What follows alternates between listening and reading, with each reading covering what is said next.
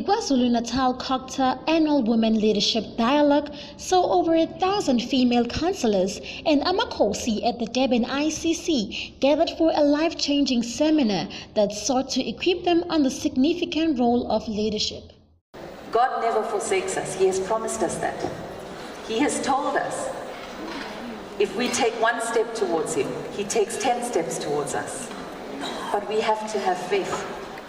And faith is not just about having faith in our Creator. It's about having faith in yourself. As the Honorable Minister said earlier on, if I understood correctly from the Zulu that she spoke, Minister Dlamini Zuma, you need to love yourself first before you can allow somebody else to love you. And as women, I think often everybody else comes before us. Our children, our colleagues, our husbands, our in-laws. We are makotis and we've got to do things that we need to do. And we put ourselves at the back. But it is essential that we are aware of how important it is and vital it is for us to love ourselves, to believe in ourselves, as MEC said, to feel self-confident about ourselves. And self-presentation is how do we present ourselves to the world. And I have learned that the way a person is perceived by the next person can be done in 15 seconds. I do not know whether you agree with me that when you engage with a person, you can draw a conclusion of what type of person you are engaging with in the first 15 minutes. How we come across smiling, how we frown, how we are dressed, how we have groomed ourselves, talks a lot about us. How we walk, how we sit, talks a lot to the next person. So it is important that as we build our brands, we make sure that we are presentable. How do we present ourselves to the world? And I'll give an example that I always give. If you post a picture of yourself partying and there are cooler bags around there and everybody can see that there are bottles of beer around you or wine and you are indulging, rightfully so, which is your right. But a potential employer goes into social media, looks at this and Googles you, they see pictures like that, what would they say about you? So these are the questions that we need to ask ourselves. So it is important that we love ourselves because you can only take care of yourself when you love yourself. We also need to take care of look at the clothes you wear for your own body. Because at times we force ourselves to wear things that, these tiny, tiny ladies who are walking the stage are wearing. And I'm not saying we shouldn't wear what we want to wear, but you need to choose what type of clothing, and there are guidelines that are provided.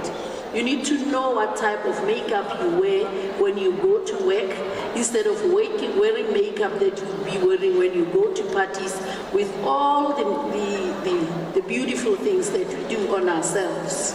As much as I have been in leadership roles, I am a mother, which is a psychology esiyibhilda kakhulu masiwumama ukuthi uma uwumama ekhaya uyazi ingane zakho uzoyitshela ukuthi ufuna ziphile kanjani, because this is how you were brought up. This is the dictionary that our parents gave you. This is what you want out of your children. But the first thing engisayifunda namanje ukuthi I've learned a lot ukuthi kumele ngifundiseke. And the ukufundiseka kwami should be coming not just from abantu that have made it, not just other women, but also should be coming from ingane zami. So okuningi okuyi-turning point empilweni yami engikubukayo manje, ingane zami have played a very big role. So I use ingane zami a lot uma ngabe ngibuka izinto ezingi-challenga in the boardroom to become who I am. For example, Usis Vicky ukhulume something called Born Before Technology, and I'm one of those. Ingane zami have played a role, a very big one, in shaping me to understand the social media as a key enabler for me to succeed emsebenzini. I have also built a network, not just in a career environment, but abantu abafana nami who probably don't have the same kind of pressure, but sishirisha i-value system nabo to help me give umama alright ukwazi ukuthi succeed. The second point engicabanga ukuthi ngifunde kakhulu was uma ngabe usebenza, you go through a lot of pressure every day almost. Emsebenzini, abantu abaphethe, abantu abakuphethe, the external world that you are servicing. And sometimes that can result in you not having enough energy on a daily basis. So into esibili engiyifundile enkulu is consistently reminding myself to transfer positive energy wherever I am. So ekhaya uthola ukuthi ngithi ngena ngoka through the house. There's probably a phone call that I'm on. Ukhona umuntu engikhuluma naye about something eyenzakala emsebenzini esazama ukuyilungisa, and I'm then on WhatsApp trying to solve izinto eziningi. And I saw after a very long time ukuthi my child was consuming a lot of the energy, the negative energy that I was getting from emsebenzini. And I started making sure ukuthi ngibe careful about when I get home, I am deliberate about not involving or engaging or doing things where my children can be exposed and can feel the pressure. In fact, to put an example, lapho was a turning point was ngelinye ilanga ngamthatha ngaya naye ofisini kwenye indawo ngangisebenza kuyona, ngim-introduce kwi-boss yami ukuthi nje uzojabula. And then afterwards, wangibuza wathi, "Mom, is this your boss? There's a lot of pressure. I want to speak to her about how she can help you."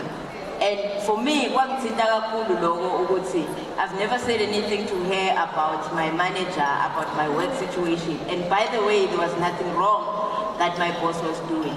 But she was consuming a lot of what I used to say. So for me, sengifunde kakhulu ukuthi ngimake sure ukuthi angikwenzi lokho.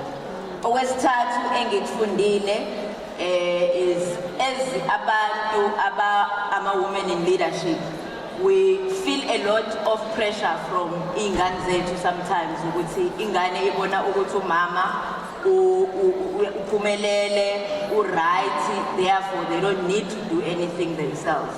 The reality is awazi ukuthi uzophelelaphi, and awazi ukuthi ingane zakho uma ungaskillanga correct bazokwazi ukumelana nomhlaba. So lelo point lelo ngalithatha laba i-turning point when I challenged my son eqeda esikolweni ukuthi akazimele yena azifunele yena umsebenzi and go out and face the world, as opposed to me taking her through everything because ucabanga ukuthi umama right and uyakwazi ukwenza izinto. So those are the three things that I'd like to leave you to consider. The first one I said, be teachable. The second one is transfer a positive energy, no matter how much pressure. And then the last one, teach your children to be able to face and conquer the world.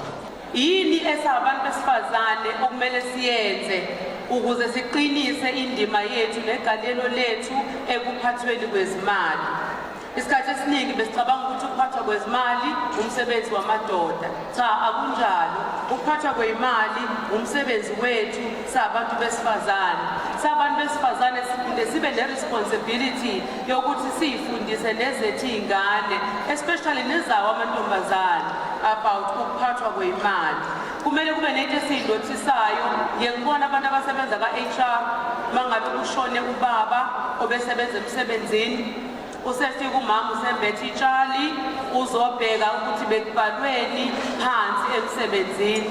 Into enjengalezo sisingayinaki makhosikazi uma ngabe sisaphila. So sinawo ama-programs ka-ABSA, for example, ukuthi siyabheka ukuthi iwili nayo uprovidile nafo ukuthi kuyokwenzakalani ngesimo seyimali uma wena ungasekho. We deal a lot with women in business. Abanye babo, they are not even married. We then say, omunye uneyingane as a single parent, as a woman in business or a professional woman, or neyingane ezincane, should something happen to you, uyokwenzani ukuthi izingane zakho zisale zisecured. Ama questions anjalo as i-bank sisondela kunina through officer MEC ukuzosizana nani ukuthi sinisize in terms of answering those questions. You can go into any of our branches aka-ABSA ubuze ngeinhlelo engikhuluma ngazo nakanjani yokuthola ukusizakala. Other mistakes that ladies are doing, we know for a fact that we are promoting the entrepreneurs. And entrepreneurship is an element that is a buzz in the society. Sometimes we find a husband and a wife entering into a partnership or having some kind of a contract together.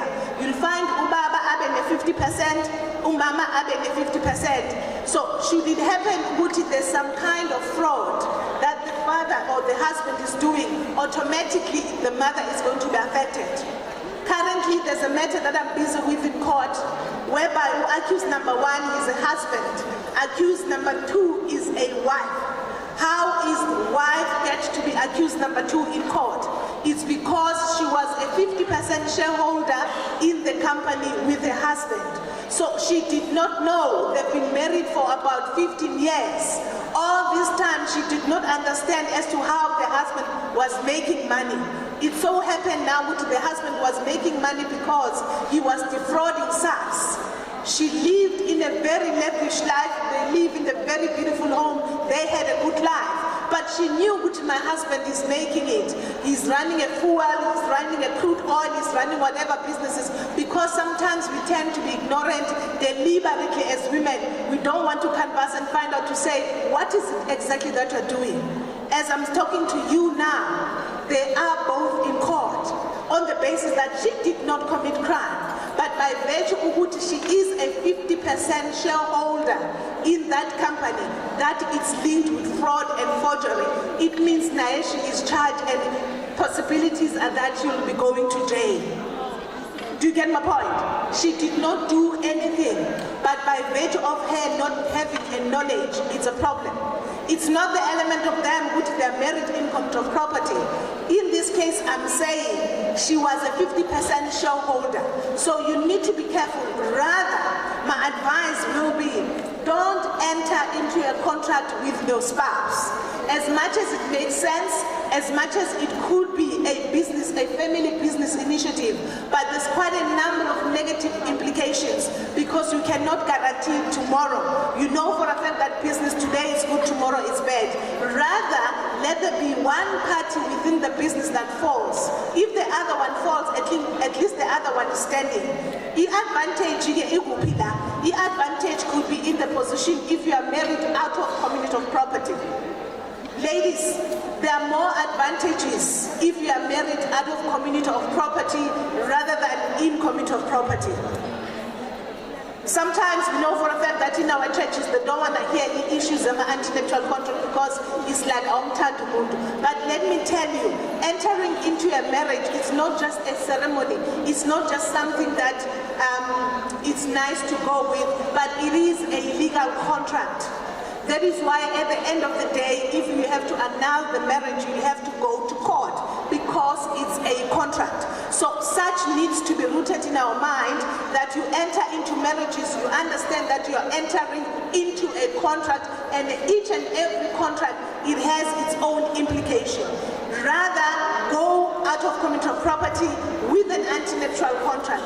Anti-nuptial contract, it simply says, I can identify what is mine, you can identify what is yours. Or also, you can have a choice in having an accrual system within your marriage, in that whatever you accrue during the subsistence of the marriage, it means you can share. Zanele Mbata, Cocktail and Municipality News, Connect World TV, Durban.